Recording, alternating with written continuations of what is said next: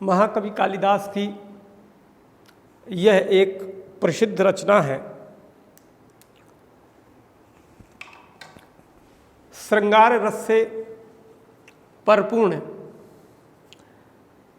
मेघदूत नामक रचना 2 खंडों में उपलब्ध होती है, पूर्व मेघ और उत्तर मेघ।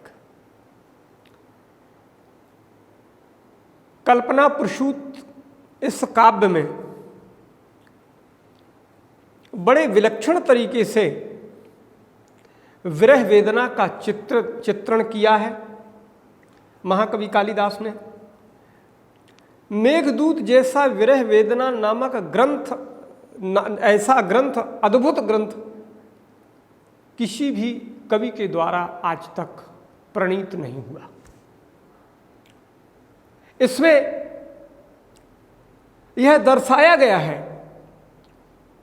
कि एक सामान्य सा यक्ष अपने कर्मों से विरत होने के बाद श्रापित होकर स्वामी से, अर्थात अपने कार्य में लापरवाही करने के बाद किस तरह से वो एक अरण्य में जाकर के अपना समय व्यतीत करता है।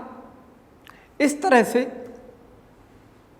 महाकवि कालिदास ने जो वियोग श्रृंगार नामक रस है उसको पूरी तरह यहाँ प्रतिपादित किया है।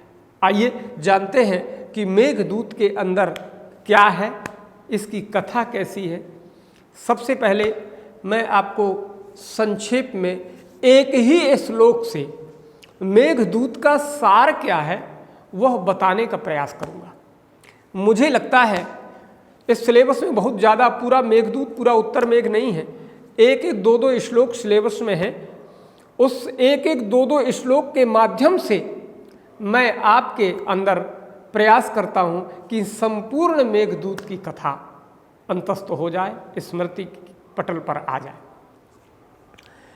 उसका पहला ही श्लोक है, कश्चित कांता विरह गुरुणा स्वाधिकारात् प्रमत्तः सापे नास्तंगमित महिमा वर्ष भोग्यर्ण भर्तु यच्छश्चक्रे जनक तनया स्नान पुण्येद केशु स्नग्धच्छाया तरुस्वस्तिम राम गिरियाश्रमेशु। मंदाक्रांता छंद में है।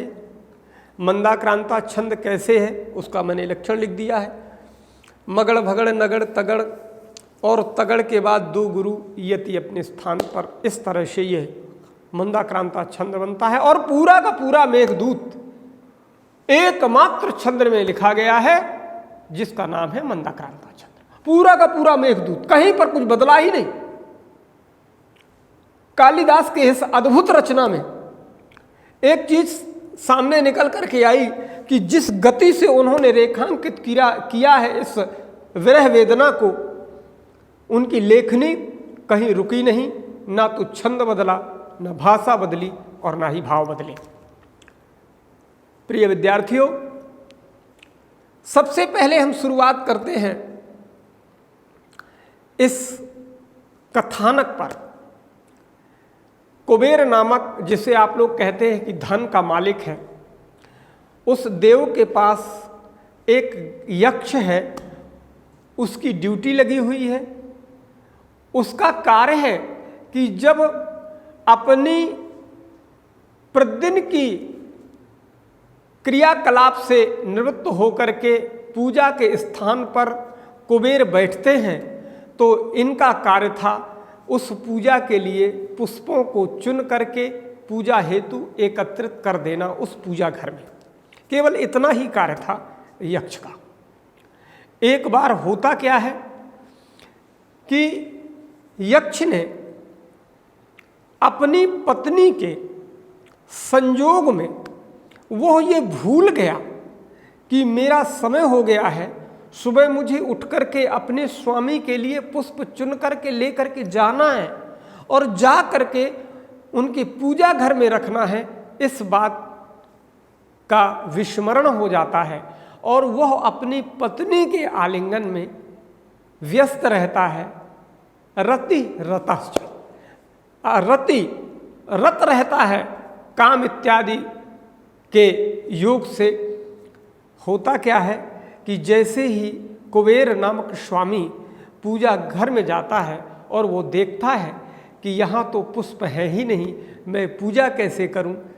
ध्यान धर के देखता है तो पता चलता है कि वह जो यक्ष है जिसकी ड्यूटी इस कार्य पे लगी हुई है वह तो कोई और कार्य कर रहा है, अपनी पत्नी के साथ जल क्रीड़ा इत्यादि में निमग्न है। और वो वहीं बैठ करके वो श्राप दे देते हैं और ये कहते हैं कि तुम जिस क्रीड़ा और जिस पत्नी के लिए मेरे ईश्वर की पूजा में विघ्न आज हो गया, तुमने अपने कर्तव्य का निर्वहन नहीं किया, तुमने पुष्प ला करके नहीं दिए, मैं तुमको यहीं से श्राप देता हूँ, 1 वर्ष तक उस पत्नी के विरह में तुम अलग रहो, उससे विलग हो करके, उससे दूर हो करके जीवित रहो और इस विरह वेदना में पीड़ित रहो। बस इतना ही इस कथा का सार है।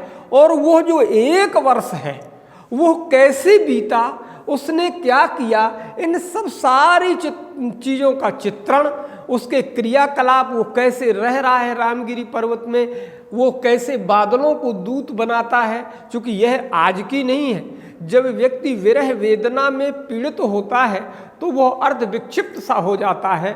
और कई जगह तो उदाहरण के रूप में लेखकों ने कहा है कि राम भी जब वन जा रहे थे, सीता का अपहरण हो गया था, तो वो सामने पूछ रहे थे, तुलसी ने लिखा, हे खग मृग हे मधुकर श्रेणी, तुम देखी सीता मृगनैनी।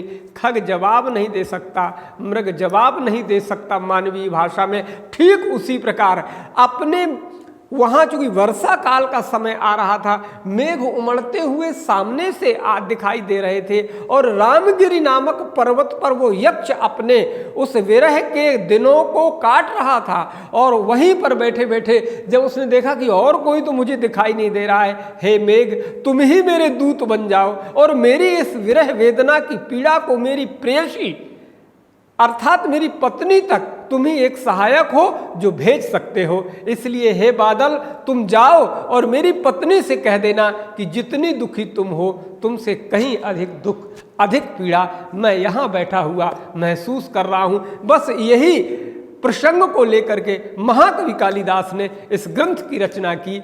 अर्थात मेघ को संदेश देकर के दूत बनाकर को भेजने का नाम वहीं से पड़ा मेघदूतम। और ये कृति वियोग श्रृंगार के नाम से विश्व विस्तृत हुई।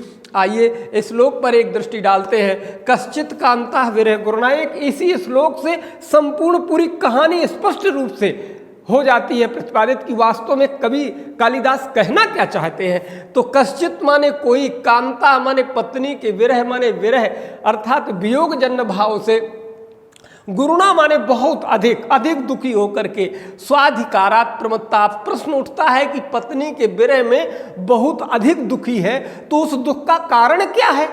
तो कह रहे हैं कि स्वाधिकारात् प्रमत्ता, प्रमत्ता उन्मत्ता इत्यादि, अर्थात अपने कार्य में लापरवाही कर दी है जिसने, ऐसा स्वाधिकारात् अपने अधिकार अर्थात अपने कार्य में जिसने लापरवाही कर दी है, ऐसा वो यक्ष स्वाधिकारात् प्रमत्ता। उस लापरवाही का क्या क्या परिणाम निकलता है तो बता रहे हैं कि सापे नास तंगमित महिमा वर्ष भोग्यर्ण भरतु। अर्थात आपने अपने अधिकार में अगर लापरवाही की है तो उसका परिणाम ये है कि वो 1 वर्ष के लिए श्राप से युक्त हो गया और वर्ष भोग्यर्ण भरतु, 1 वर्ष तक अपनी पत्नी के बगैर तुम्हें रहना होगा। ये उसकी परिणत होती है। यक्षस चक्रे वो है कौन, तो कहा एक यक्ष है, जनक तनया स्नान पुण्येदुकेशु। वो है कहाँ, जहाँ सीता ने कभी स्नान किया था उस जलाशय में। पुण्येदुकेशु स्नग्ध छाया तरुसुवस्तम रामगिरियाश्रमेशु, रामगिरी नामक पर्वत में बैठा हुआ मेघ से यही कह रहा है कि हे मेघ तुम मेरी प्रियतमा को, गिरि माने पर्वत, आश्रमेशु पर्वत के ऊपर है आश्रम कोई जिसे रामगिरी नाम से जाना जाता है। वसतिम माने वहीं रह रहा है वो। इस तरह का एक यह विरह युक्त जो काव्य है मेघदूत नाम का। और वही जो है यक्ष बार बार यह मेघ से अपनी प्रार्थना करता है कि हे मेघ, मुझे ऐसा लग रहा है कि तुम इधर से उड़ करके अलकापुरी नामक नगरी की तरफ ही जा रहे हो। आज भी प्रायः देखा जाता है बरसात के समय जब बहुत तेज हवाएं चलती हैं तो हम एक ही जगह खड़े रहते हैं और ऊपर देखने पे लगता है जैसे बादल उड़ रहे हैं। तो वो मेघ है जो यक्ष है उसको यह भ्रम हो रहा है कि लगता है यह बादल निश्चित रूप से अलकापुरी की तरफ जाएंगे। हे मेघ, और तो कोई मेरे पास है नहीं, तुम ही मेरा संदेश ले जा करके और जा करके मेरी प्रियतमा को यह संदेश दे देना। यही कथा पूरे के पूरे मेघदूत में वर्णित है।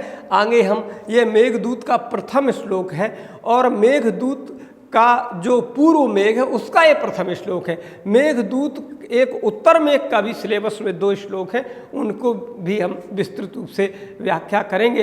इसमें मंदाक्रांता छंद है। इस तरह से महाकवि कालिदास का यह एक मुख्य ग्रंथ है जिसे मेघदूत के नाम से जाना जाता है। यही इसकी संक्षेप में कथा है, यही इसका जो उद्देश्य है जो है ग्रंथ का वो ये है।